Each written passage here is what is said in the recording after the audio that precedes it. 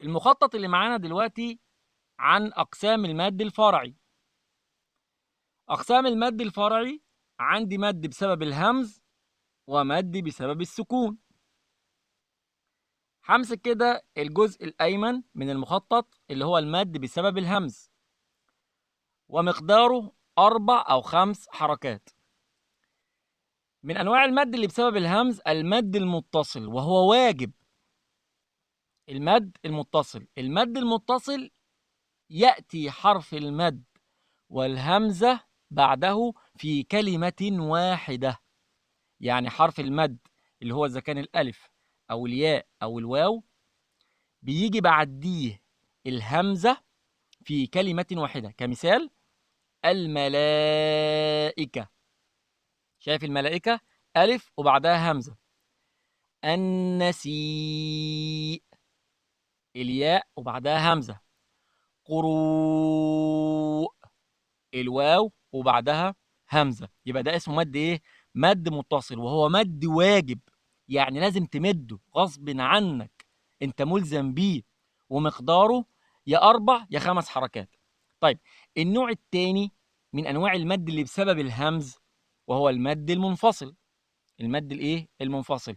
المد المنفصل هنا بقى بيأتي حرف المد في آخر الكلمة والهمزة في أول الكلمة اللي بعدها. زي قوا أنفسكم. قوا أنفسكم. إني آمنت. شايف؟ إني آمنت. الياء في ناحية في كلمة، والهمز بعدها في كلمة أخرى. يا أيها.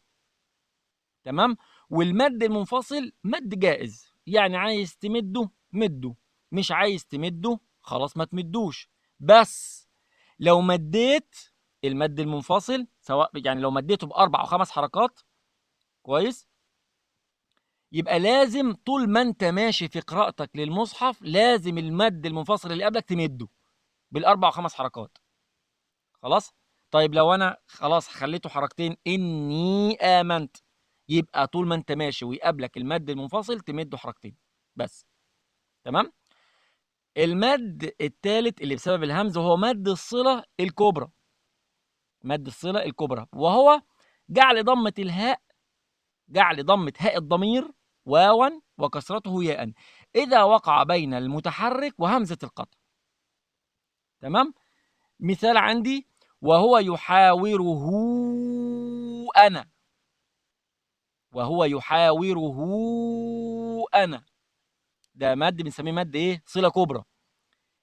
إن هذه أمتكم. ده كده كام؟ 4 أو 5 حركات. برضو جائز إنك تمده، جائز إنك تمده، ما هوش واجب. يعني لو أنت هتمد المنفصل يبقى تمد الصلة الكبرى زيه. لو هتمد المنفصل 4 أو 5 حركات يبقى مادة الصلة الكبرى برضو 4 أو 5 حركات. خلاص. طيب لو مد المنفصل حركتين يبقى انت برضه حركتين. وهو يحاوره انا. تمام. ان هذه امتكم. ان هذه امتكم. النوع الثاني من اقسام المد الفرعي المد بسبب السكون. المد بسبب السكون عندي منه نوعين: مد سكون عارض ومد سكون اصلي. المد اللي سكونه عارض زي مد اللين والمد العارض للسكون. ايه هو مد اللين؟ هو الواو والياء الساكنان المفتوح ما قبلهما، قبل اخر الايه؟ الكلمه الموقوف عليها بالسكون العارض، ومقدار مده حركتين او 4 او 6. زي رحلة الشتاء والصيف. الصيف، رحلة الشتاء والصيف. الصيف هنا يا حركتين يا 4 يا 6 حركتين. الصيف. طب 4 الصيف. طب 6 الصيف.